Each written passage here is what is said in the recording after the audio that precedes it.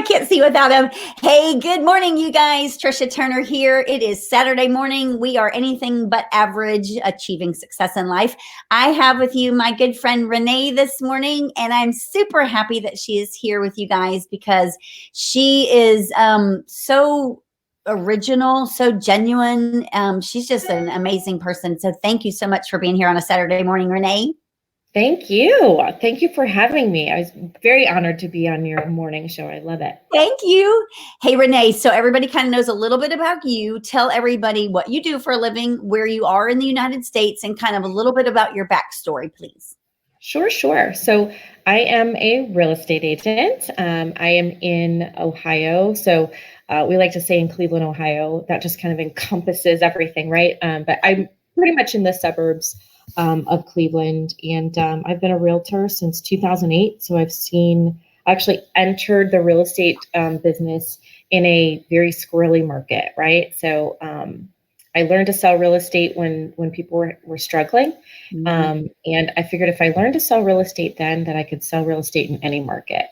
So, and that's what I've been doing. I started out as an investor. My husband was in the military, so he's a veteran. And while he was over fighting the good fight, we started investing in properties here in the Cleveland area, and started flipping, buy and holds, and then that just kind of organically lent itself to me getting my license and selling real estate. So, are you still buying and selling houses? Are you still flipping? Yeah, we only do, so I have 3 kids now of varying ages. So I have a 17-year-old who's a senior in high school. I have an 8-year-old who's a 2nd grader, and then I have a 5-year-old who will be entering kindergarten. So I've got one leaving school and one entering school. So I've got this huge gamut there. We've got all the feelings in our household. Yeah. So now, yes, we still do invest, but we probably do maybe 1 or 2 flips a year. We definitely have a buy and hold strategy, and then we also have Airbnbs. Oh, I love that. Okay, how many Airbnbs do you have? Oh, we just have one that's up and running, and when all this hit, we were rehabbing another. So yeah, we have this vacant property that is like literally almost ready to go, and this whole COVID-19 hits, and the Airbnb business suffered significantly. We were lucky enough to have some folks that wanted to do their vacation plans got canceled, obviously. So they decided to do a staycation in one of our Airbnbs, which was really cool. So they stayed with us a month, and and then we have another Airbnb that we'll probably be making live by hopefully by next week. I was on with Tammy Pack the other day, and she also does vacation rentals and stuff. And though a lot of people aren't traveling right now, and probably a lot of people won't be, like you and I were just talking about in the summer, right. I bet their vacation rental business is going to go through the roof because you can drive there with your family. You don't have to worry about people and their germs and stuff, Bet yours is going to be booked the whole summer.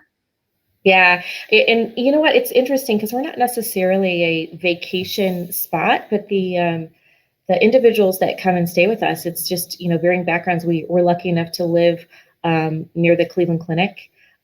So we have people that, if they're having family members are having surgeries, we have people that come and do long-term stays with us, okay. So that they're close to the hospitals. We have a lot of people that we have military that are coming back to visit their family. All kinds of walks of life that stay at our Airbnbs. It was very interesting when we opened it to see what kind of clientele we would have, and it's really been amazing. So if you guys are buying Airbnbs, what kind of market are you in there? Are you in a seller's market, or is it an average market? What are you seeing? Yeah, we are definitely in a seller's market. Inventory is extremely low. We actually, our whole business model is we had rentals and long-term rentals. A lot of our tenants have been with us 10, 11, 12 years. Oh my gosh. Yeah. We've been super fortunate. And then we have some, some other rentals where we get a year or 2 stay out of the individuals. But so as our properties started, the tenants would move on, we said, well, is this a good spot to have an Airbnb? So that's kind of organically so we weren't necessarily purchasing Airbnbs. We were using our own inventory to create Airbnbs. So we have a good mix. Do you find it's more profitable as an Airbnb? Oh, most definitely. Most definitely.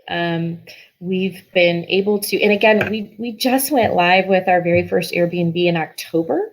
And Cleveland in October is cool, right? So not necessarily vacation season, not necessarily a big travel season, but we've managed to stay pretty booked, and revenue is increased by 3 times. So Very so significant right now when things are uncertain in the real estate world, you know? extremely, and I love the fact that your eyes are on the property more often. It's being cleaned after every stay from top to bottom, so you really have the opportunity to maintain that property in a way that may have gotten away from you a little bit with a traditional rental. So we definitely like the business model, and we hope to continue to grow it. So in Cleveland, Ohio, how has the coronavirus impacted your real estate business, would you say?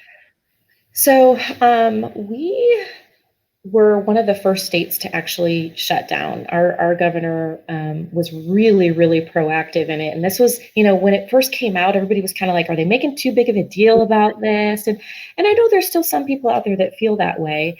But I think the seriousness, grew over time. And our governor kind of stepped in and said, look, we're gonna go ahead and start shutting these schools down. This is not making sense to have these kids going. And then we were one of the first ones to kind of shut down. So we were watching other states still, go on and do their thing or whatever. And I'm like, wow, this is really interesting. And I'm truly grateful. Our governor stepped in, made really, really hard decisions, whichever side of the coin you land on, making too big of a deal out of it or not enough big of a deal. Our governor made the hard decisions. And that's what you want in a leader, right? Like you want a leader that can make hard decisions. Yep. And he did. And in terms of the real estate market, yes, did we have people that said, oh, like I don't, let me take my house off the market. I don't feel comfortable allowing people in. We were still deemed essential, so we were still allowed to conduct business. They were highly, highly encouraging us to do everything virtually as much as we could. They were still allowing us to do in-person showings. However, we did have a document that we required the buyers to sign that says, I do understand the risks that we're taking, and I understand the risk that I'm putting my realtor in. Yes. When that document came out, I'm like, wow, like that's impressive to me. Because typically we like, just raise your hand. I assume the risk on myself, but they really wanted the consumer to think about the other people they were putting at risk. So we were still allowed to do in-person showings. A lot of us, did virtual showings as well. No open houses, that would be considered a gathering.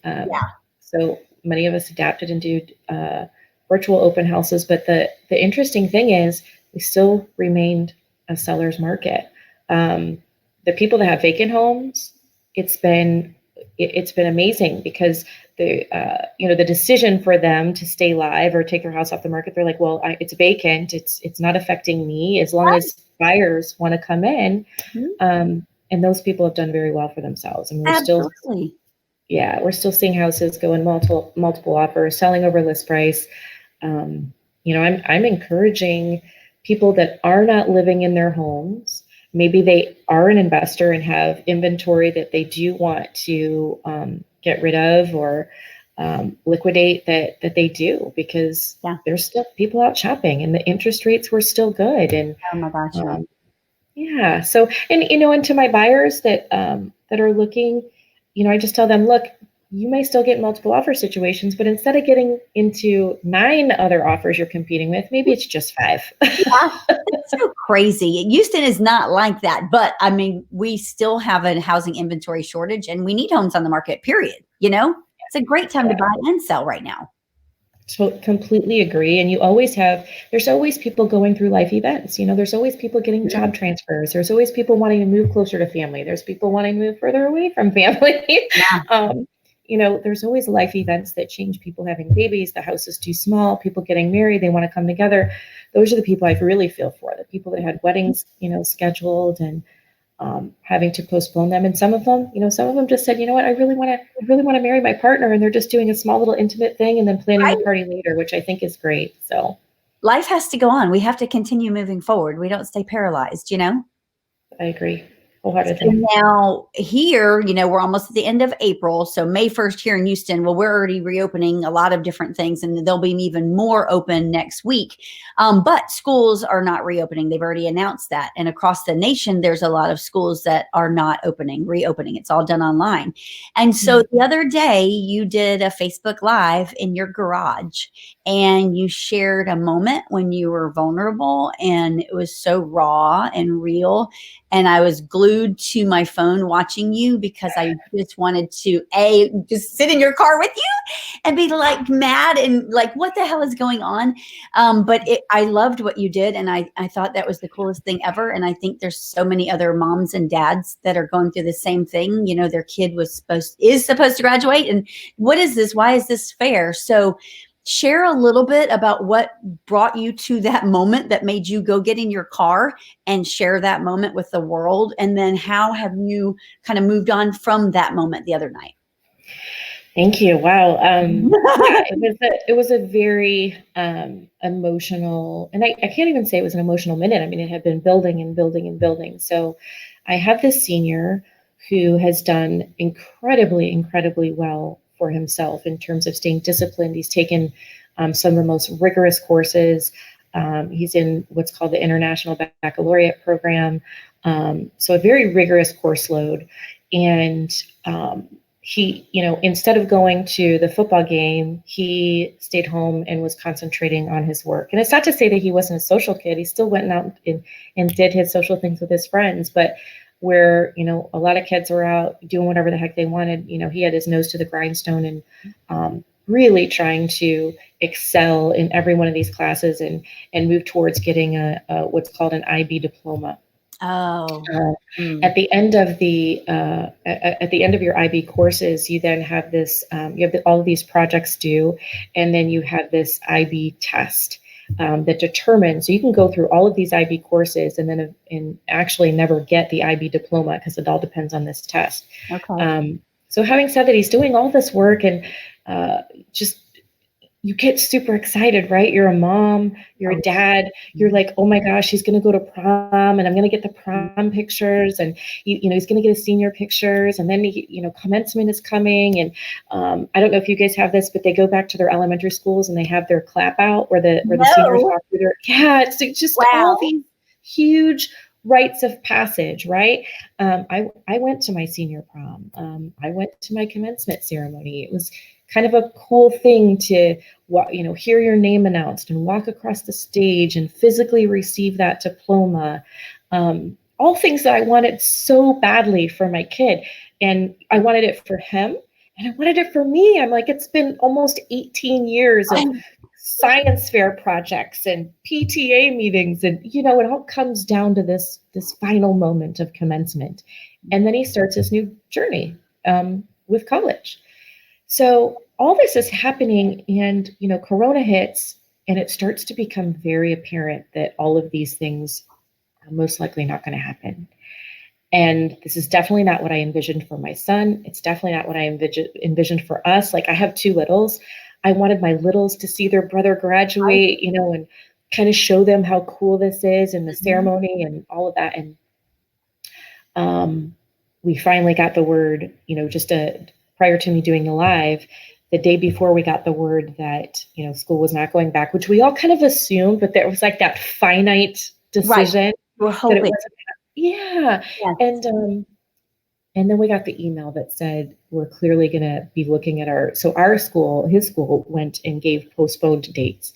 So we had our original dates for prom and commencement, and they gave us these postponed dates, which I thought was amazing. Like, they'd already planned an entire venue for prom. They already planned the same venue for prom in the future. Like, they had 2 dates scheduled, which I thought was amazingly proactive. But what had happened was, when they send the email out, it said, and these are the postponed dates, and we will do our best we've got great planning committees, and they will do their best to put something together with social distancing.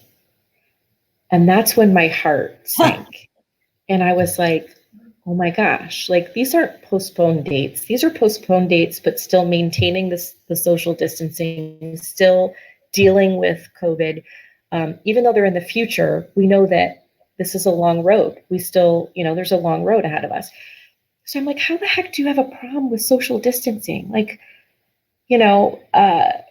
how do you have a commencement where you have a bunch of people in a large theater, in a large venue, side by side, kids in a group walking across the stage?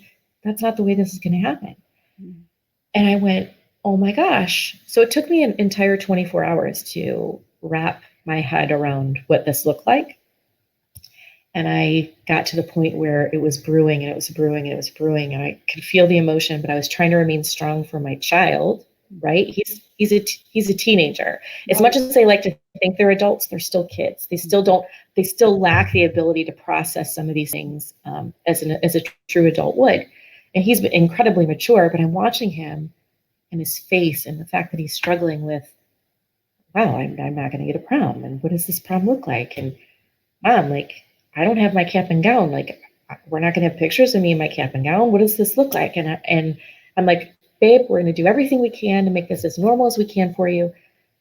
But in my head, I've got my mom face on, but in my head and my heart, I'm dying inside because I'm like, this isn't happening.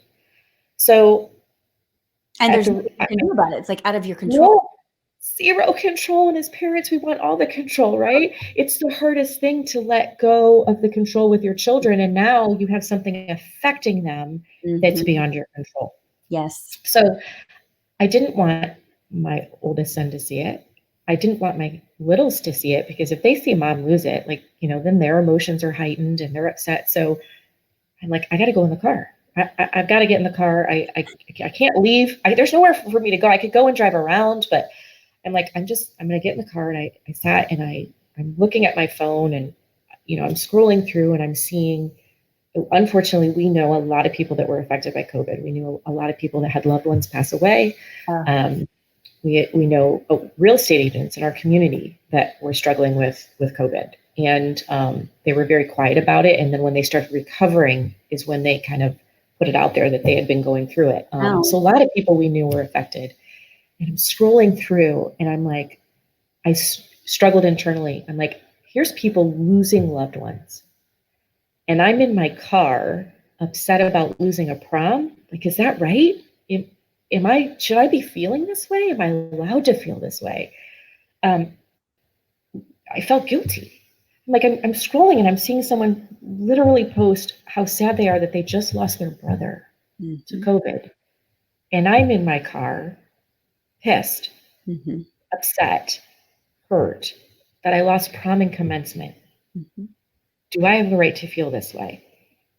I was so struggling with it that I just opened the phone, typed in what I was feeling, and hit the live button and just went live with it. And I thought, if I'm struggling with this, there's got to be someone else struggling with this. Oh yeah. And I didn't want to let myself go down the bunny trail where I stayed in that negative mindset and in that hurt, mad, upset mindset. So I figured, if I go live,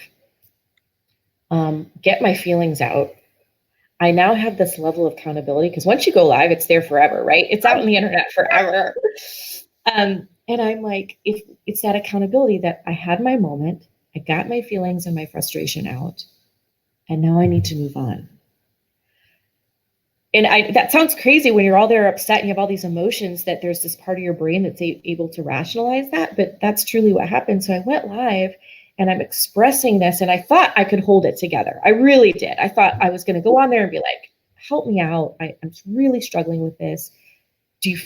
I feel guilty as heck that there's people losing people, like their mothers, their fathers, their brothers, their sisters. And I'm worried about a prom, and my kid's healthy right now. So I start saying this, and then the tears start coming and the emotion starts coming out of your face, right? It starts manifesting itself into a physical sense. Oh yeah. And I'm now sobbing. I'm ugly crying on camera. I'm acknowledging that I'm ugly crying on camera.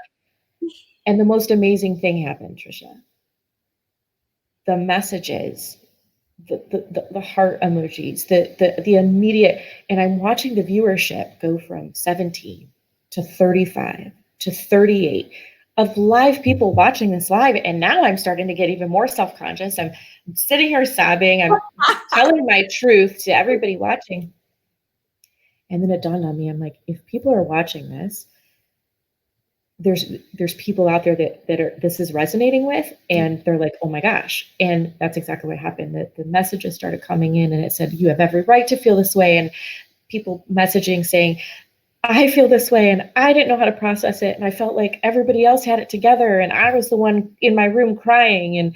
And they just felt like it gave them the sense of community. We had this community of people that were like, I feel the same way. I feel guilty because people are losing loved ones, but I feel really horrible for my child, and really horrible for themselves because they've waited for this moment, this big moment where their kid graduates, and they finally get that little pat on the back that says, you did it, you got them through it, right? And it's like taken away.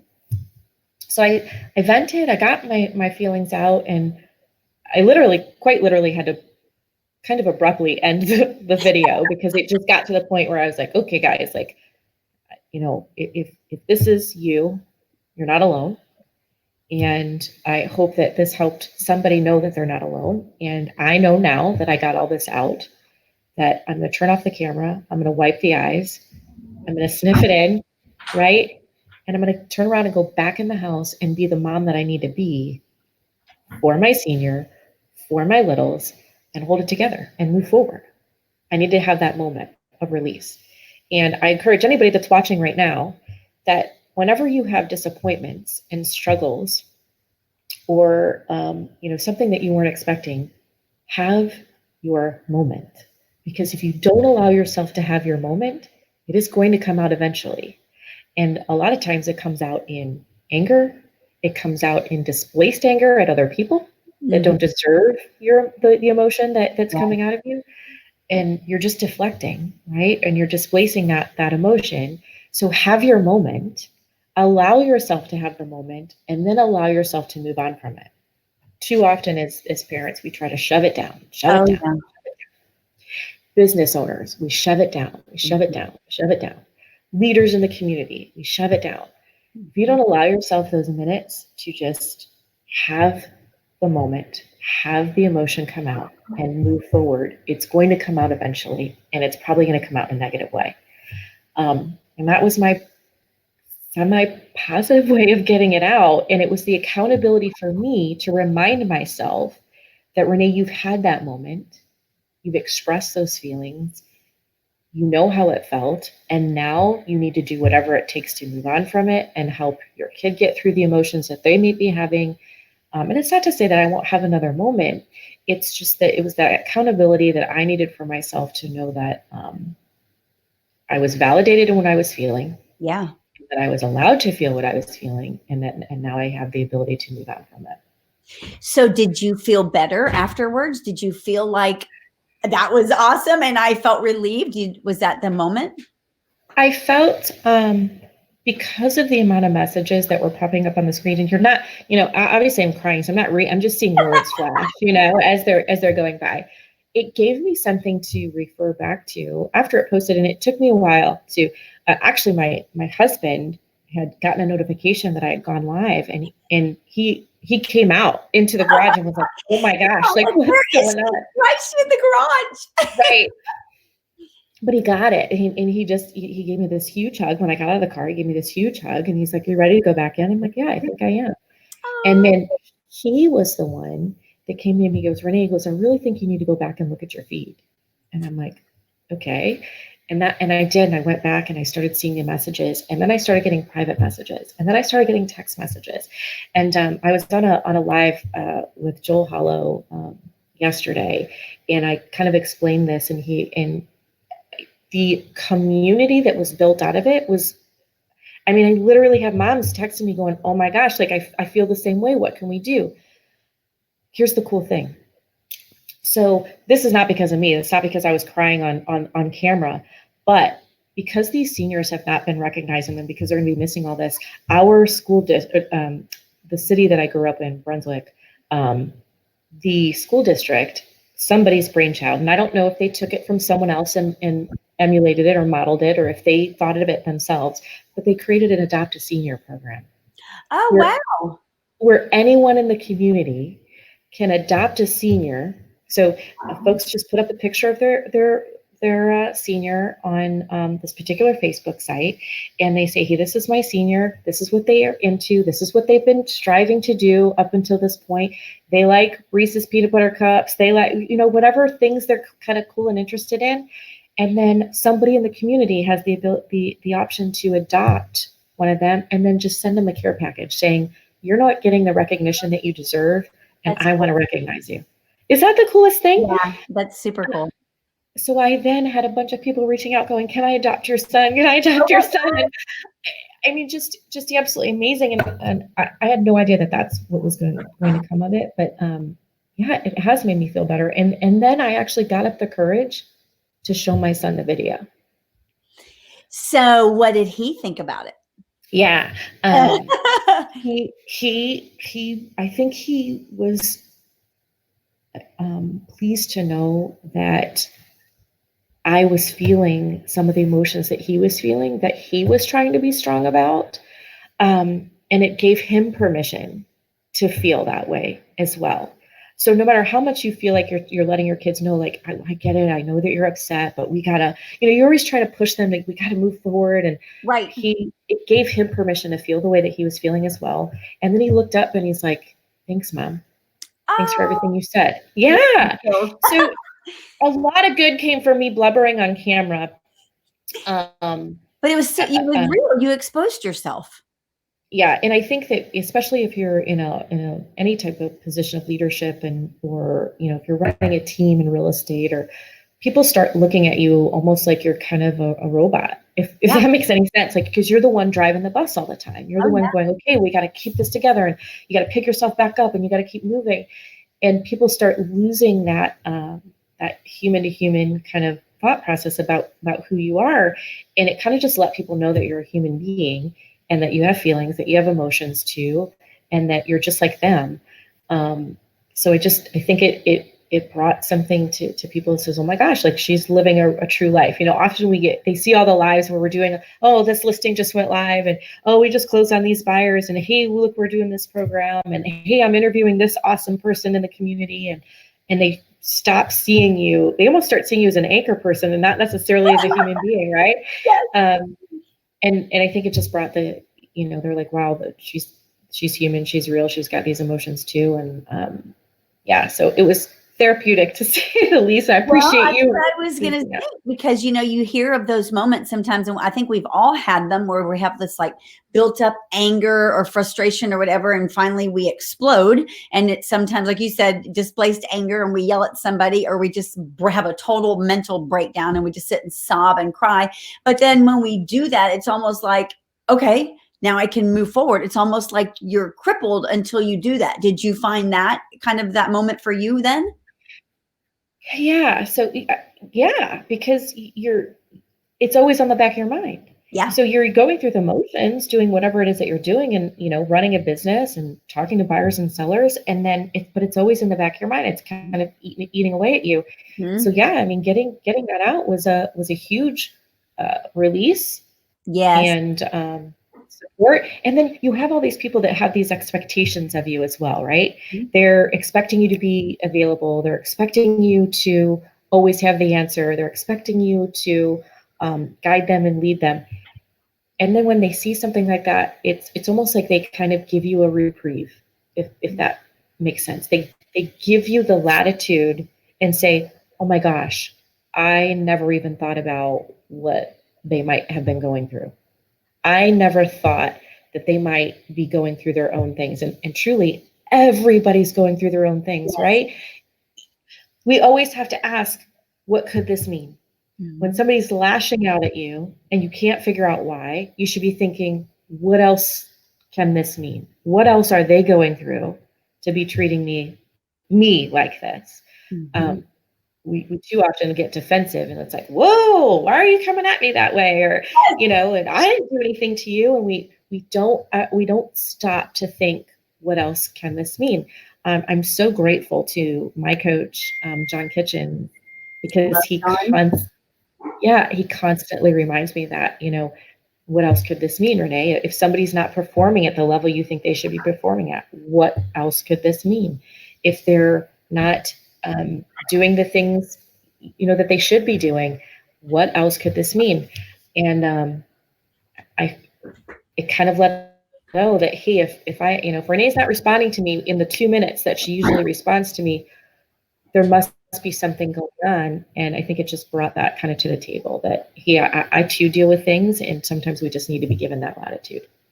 So after that moment and you got to talk to your son and everything, did you come up with kind of a plan B as to how you're going to have those things that you feel you don't have now? Yeah. So we actually just kind of flipped it. We said, look, how this prom works out and how this commencement works out is beyond our control. We are not part of the planning committee. We could absolutely be, but we're not. And we said, okay, what can we control? And that was, we immediately went and said, okay, we got to make these decisions for college.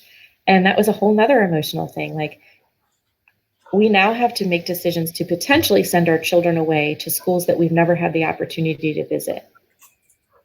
I've never got to examine the environment that I'm going to be putting my child in, because you can't visit them. No. We were able to do it virtually or through pictures or through interviews from whatever's on their websites. But now I need to make a decision. Is my child moving 2 hours away, 5 hours away? What are they moving into? I've never seen the environment. I don't understand the vibe. You're trying to, thank God we have all the tools we have. Hello, friend. I love it. This big face comes to the screen. See, this is real life, guys. This is real life. This is what I'm talking about. This is the realism that you get to see. That's too funny. So yeah, we just started focusing on college, and I'm super excited. Last night, my son made his decision on what college he's going to go to. I won't share that yet because he hasn't publicly announced where he's going to go. But he's comfortable registered him without going and seeing it and everything. He decided that he was going to take the time that he could and research everything he possibly could about the schools that he was accepted in, and he says, Mom, I'm really, it keeps pulling me towards the school. Like, I'm excited about, every time I pull something else up about the school, it excites me. And he made the decision last night, and we registered, and we ordered our sweatshirts. And that's what you got to do, right? So he decides what school he goes to, and now you got to wear color. Yeah. So, okay. It's like, it's almost like you grieved what you lost, per se, what you thought was supposed to happen. And it was supposed to happen. That's what normally happens traditionally in all the years of schooling. That's what you do. And now you didn't get to do it. So it's like that moment in your car was like your grieving moment. It's like almost like a death kind of thing, and you then move forward. And it's like, okay, I accept it now. It is what it is. Okay, now what do we do? Now we have to make a decision. We have to do something. We have to take action. And that's what you did. And it's awesome. Exactly. Mm-hmm. You couldn't have said it better, Tricia. It was absolutely the stages of grief. And I even said that on the video. I'm like, maybe tomorrow I'll be in acceptance, and I won't be in anger and denial and, being mad and sad. And yeah, we've have I 100% accepted it? No. Is it still this little needle, this thorn in my side that I'll be robbed of some of those things, and he'll be robbed of some of those things? Yes. But we had to focus, like you said, take action, focus on the things we can control. Don't focus on the things we can't, and move forward and support one another. So we decided what college he's going to go to. To support him, we're like, okay, we're going to order the sweatshirts so that we're representing the school that you're going to. And, we sat down and figured out a literal business plan on, how much of this are we going to be able to help him out with? How much is he going to have to maintain on his own? It's just a really positive teaching moment, to be honest with you. So life will go on. We will move forward, and he will, and you will. Yeah. Exactly. And then, so now you guys got to wait for all the lives of me like gushing about my kid going to college and But it's real life. And is. that's, that's the beauty about what you're doing, Tricia, with interviewing all these people across the country. Everybody's experiencing something different. We are all seeing that thing that's going around the internet right now, or Facebook and social media, that we're all in the same boat. We're really not all in the same boat. We're all in the same storm, but our boats are totally different. 100%. Yeah, we just need to understand what those boats look like and how we can support each other in the storm and move forward. So I thank you for bringing positivity to everyone every morning. Thank you. From truly these different spirits that have been put in your path, and it's been truly amazing. So I'm honored to be on gushing about my blubbering on a live Facebook feed. So and I said this to Mike Wall yesterday when we weren't live, when we were just talking. I was like, the beauty of when you look at like the beauty of all of this, like you and I having a conversation, he and I yesterday, and our friendship, that we have like this amazing, intense friendship across the United States. And at the common denominator of all of it is EXP. Do you realize that? How crazy that is? I wouldn't know you otherwise. Acutely aware of it the other day, based on the messages I was receiving from all over the country. It became so apparent to me, and they're these huge, deep, like if something traumatic happened in these people's lives, to be like, okay, like, can I book a flight? Can I get there? How long will it take me to drive there? What can I do? And we would have never known each other if it weren't for the community of EXP. And I am so grateful, from Mike Wall to you, to Nikki Gregory, to there's just so many people. I watch, and through the power of Facebook, through the power of social media, I feel like I get to be part of your guys' lives on a regular basis, and get to know you even further. And then when we do see each other, it's like we're long lost brothers and sisters. It's like this really weird, it's so hard to explain. You cannot truly understand it until you experience it. No, so if guys, if you're out there looking for your people, like, I'm telling you, if you get accepted into this group of people, it's like nothing you've ever experienced before. Life-changing. It really is. It's so hard to like translate it through words. You're like, you just have to experience it. You just got to be one of us, and then you'll get it, Yeah. Like right now, you and I were talking before we went live. We're supposed to be together right now at Shareholders. We all were, I know. And I saw Nikki's post this morning and her pictures, and Beth Ann did pictures of other things that we've come together on, and I'm like, oh my God, I'm like, I don't get to see you guys. And we always have the best stories after we go. We come back and go, I cannot believe that happened. Yes. I cannot believe we went to that place, or we got to see that person. Right. I got to sit next to that person and have coffee and chat with them. Like, it's amazing. And I'm like, I love those stories. So now we get to do all these things virtually. They're doing an amazing job holding these events online. We still get to connect with each other and ask questions. And I'm so grateful. Thank you so much. Thank you so much for accepting me into your world. We didn't know each other. Yeah. And you've been so helpful. And just, when I've brought people into my organization, and, maybe they're in Texas or whatever, you've been so gracious to say, hey, I'll take them under my wing if I can help in any way. So thank you so much. You're welcome. Thank you for being here with me today. I think I know there's so many people out there, so many moms, so many dads that do feel like they are upset and they're angry. And I hope that this has made some kind of a difference in them. And because it's a hard thing, it's about to be May, and a lot of kids are supposed to graduate at the end of May or first part of June. So I'm sure there's a lot of pinned up, resentment and anger right now. And so I hope this resonates with a lot of people, and they kind of can take steps to help them get through it.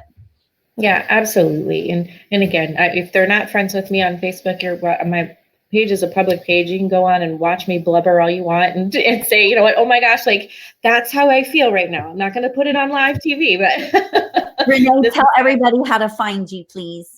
Yeah, you can connect with me on Facebook. Renee Sherry-Velasquez is who I am on Facebook. You can connect with me on Instagram. I'm Renee, the RSVP group. You can private message me, call me, reach out to Tricia. She can get you my number.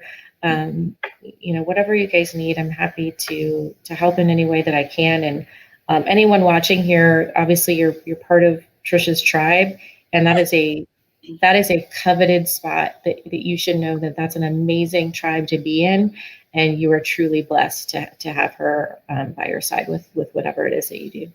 Thank you. So glad You're you're here today. You're so welcome. Thank you so much.